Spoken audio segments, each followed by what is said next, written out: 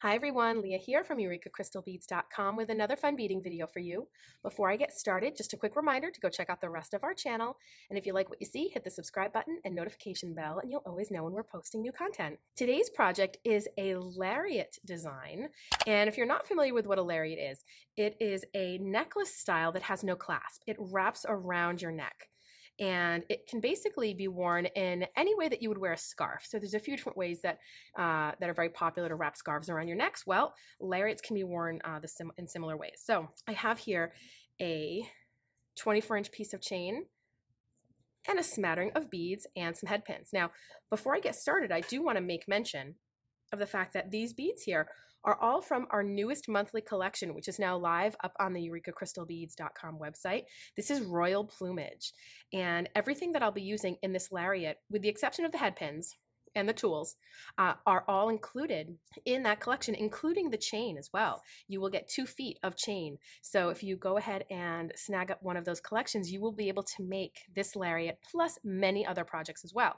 Another thing I want to note about the Royal Plume collection and the beads that I have here are these beads are all in that collection, but it's not just these beads in that collection. There are many, many, many more beads in that collection. There are Swarovski stones, there are 2-hole beads, there are seed beads, there's all sorts of fun things on this sort of beautiful color palette.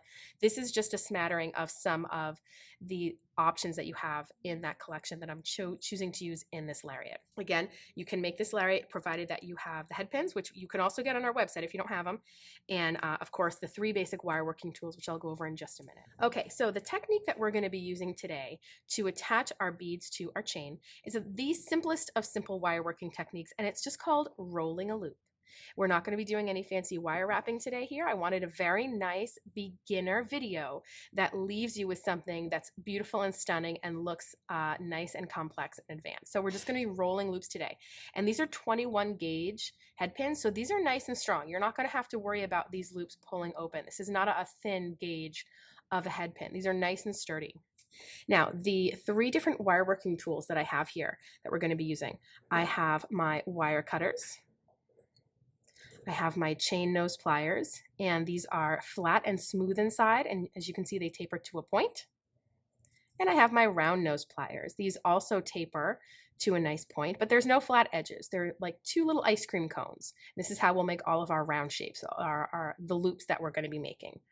One more thing I wanted to point out is my beads are being organized in this really great ceramic bead organizing dish. I absolutely love these. These are now these are a new item to EurekaCrystalBeads.com, and I think they're great because they're heavy and they're sturdy. So I don't have to worry about accidentally knocking my bead tray here because it's very nice and heavy and sturdy. So if you don't have one of these, I really recommend having a ceramic bead tray here. I love them. With a lariat, you can have symmetry or asymmetry. It's up to you. I'm going to go for something symmetrical, which means what I put on one side or one end of my chain, I will be putting on the other side.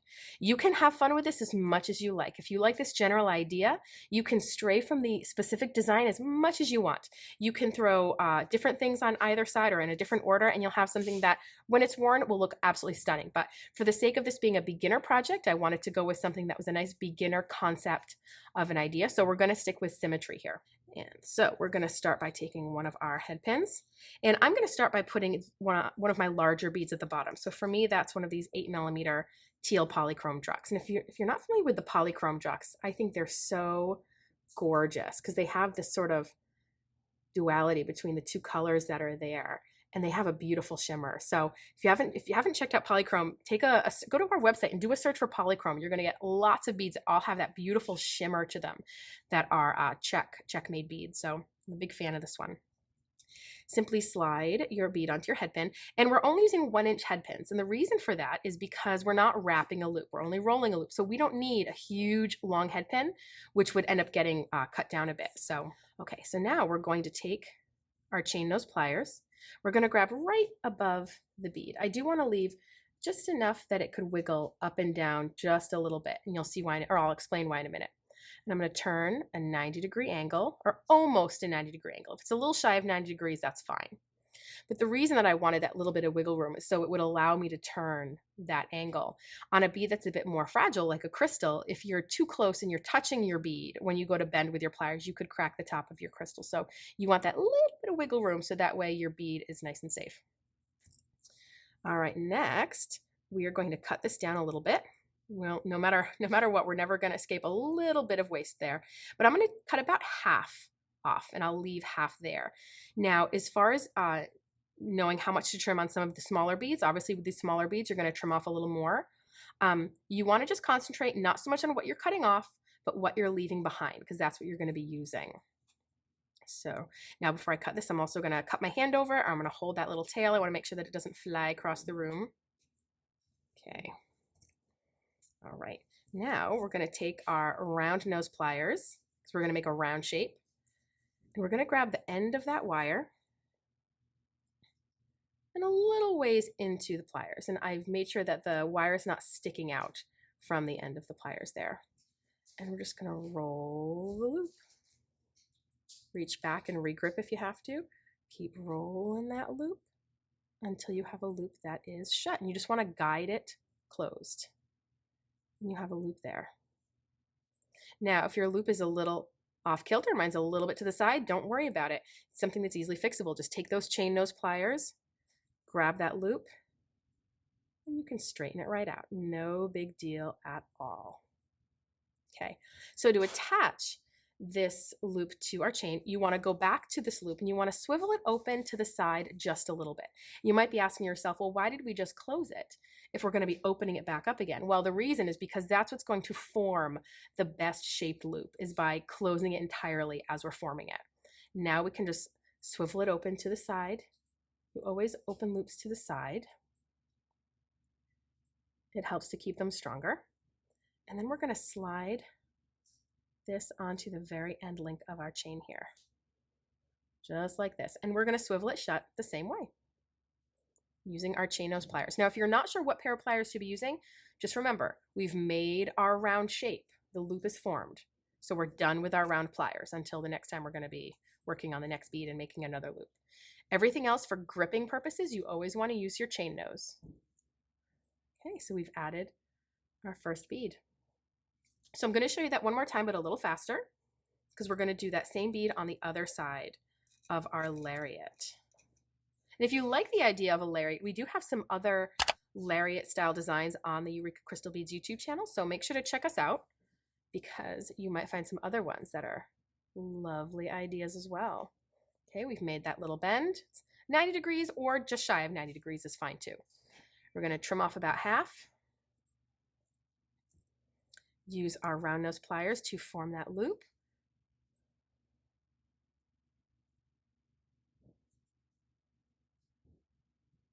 And just guide it shut.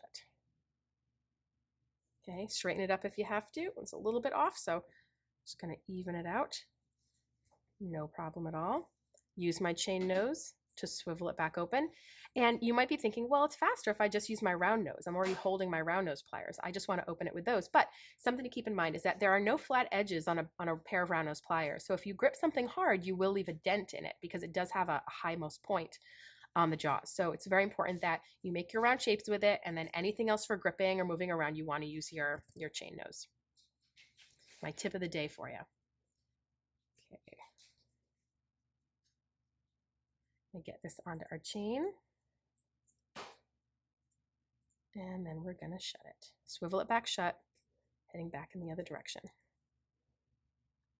Now, what I like to do, if you're going to be doing the lariat in a symmetrical way like I am, I do like to go back and forth, building up, hopping from one side to the other. This allows me to really get a sense of what it's going to look like as it's worn together. So you might work on just one side and you love it, but then when you see its mirror image on the other side, you maybe don't like it as much. So I like to really build them up at the same time. So I'm going to go ahead and add on a few more beads, and then I'll come back in a minute and explain to you what I've done. Okay, so here is the finished bottoms of my lariats here. So all I did was I put one bead on in every link as I went up, except for the last two bicones there, which I did space out with a link in between, just to sort of start to taper the space of the beads off a little bit as I got a little higher into the lariat.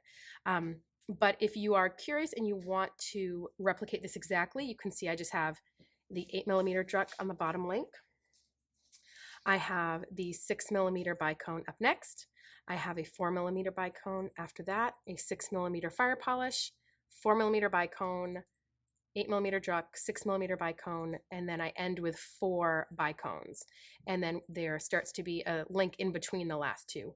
So that is all I did. But honestly, you're going to want to just play with this because there's so many different options that you can do. All you're doing is hanging beads off with a very simple technique. The sky's the limit as far as how bulky you want to make this, how streamlined you want to make this. So let's talk about some design options. So the largest of my 2 beads, I did use 2 of them on either side. You can make this bulkier and you can absolutely put more. You could have had the larger beads at the top and then you can taper down to the smaller beads at the bottom. That's another beautiful look, kind of has that cluster of grapes type of look. You can go even further up your lariat. You can go as far as you want up your lariat. If you're comfortable, you can cut into the chain and you can use a wrap loop on either side of a bead and you can link your chain back together and you can have beads linked into and embedded into the chain. That's another option. Also, this is a great way for you to make a pair of earrings as well. So if you cut right at the top and then hang an ear wire off, and you do get ear wires in this collection. I should probably tell you, you get a couple of pairs of ear wires in this collection. So you could cut right at the top and have one empty link there, hang it from an ear wire, and you have a really stunning festive pair of clustery, drippy, sparkly earrings. So that's another thing that you can think of. And to be honest, when I make this style of earrings, I like working on a long piece of chain because it gives me a lot to hold on to so I can really see how they're going to look side by side. And then once I cut off, I'm still left with a long piece of chain and I can start all over again with another pair of earrings. So yeah, a couple options there for you for both design and where you might wear it on your body. All right, so I hope you liked the video. Thanks for watching, everyone. Make sure to visit us on over at EurekaCrystalBeads.com for everything I used in this video. Again, this is our Royal Plumage collection, or items from our Royal Plumage collection, which is now live up on our website. And I hope to see you guys here next time. Bye.